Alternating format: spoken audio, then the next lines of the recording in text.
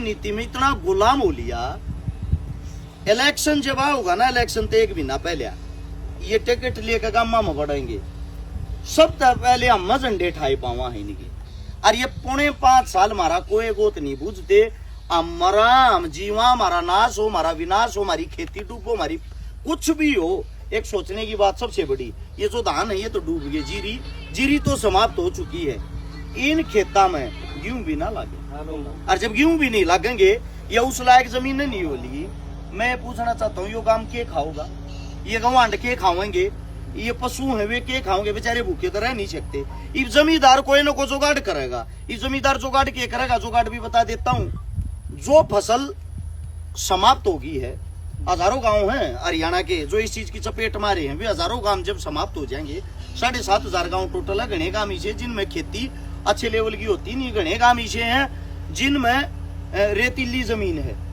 अब बात यह आती है, जिस गेहूं का आज रेट 2,000 रुपये होगा, वो गेहूं जब हम मंडिया में देने जाएंगे, वह सरकार हमारे पे 2,000 की बालेगी। जब यह फसल उठ के उड़ चली जाएगी ना, मारे तो उल्टी जमीन में रहेगी, किल्लत हो रही है, जमींदार ना चाहिएगी। हो सकता हमारे तो उल्टी 3,000 रुपया बेचेगी, 1,000 का मुनाफा कमाऊंगे।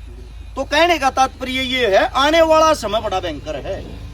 गारंटी देता हूँ, एक भी घर ऐसा नहीं होगा जिसकी 4 दीवारी नहीं हिल रही होंगी। 60%, 70% घर ऐसे हो जाएंगे कि गांव में जब पानी सूख जाएगा, पानी सूखते उनके ओटड़िया में दरार आऊंगी, किसी का पड़ेगा, किसी की छात पड़ेगी, किसी का राम भरोसे खड़ा रहेगा।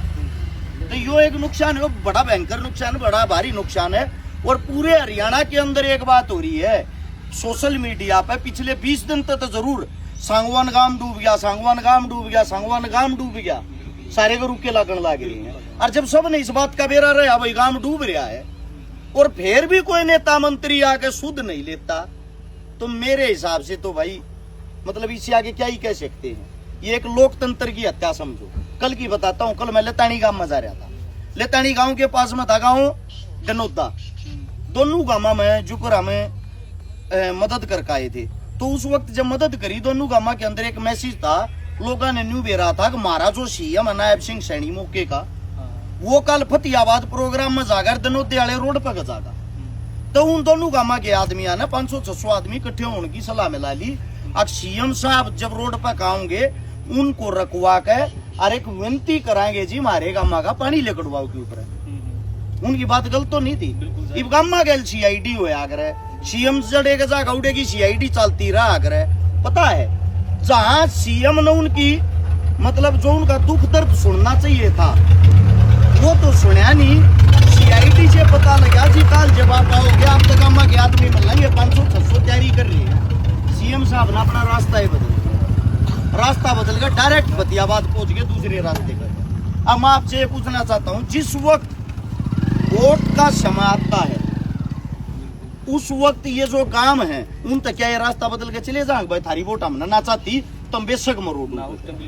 तो मेरा कहना है, कहीं ना कहीं जो आम जनता है, अगर वो अब भी जागरूक नहीं होती, तो ये कमी नेता मंत्रियों की नहीं भाई, ये कमी हमारी है।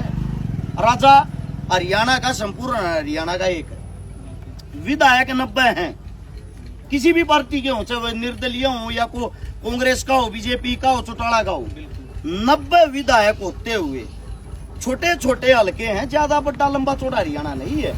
राजस्थान का जितना जैसलमेर है ना, एक जिला जैसलमेर, इतना हमारा हरियाणा है। और उस हरियाणा को भी नहीं ये बचा पाते, संभाल पाते, तो लानत है ऐसी राजनीति पे।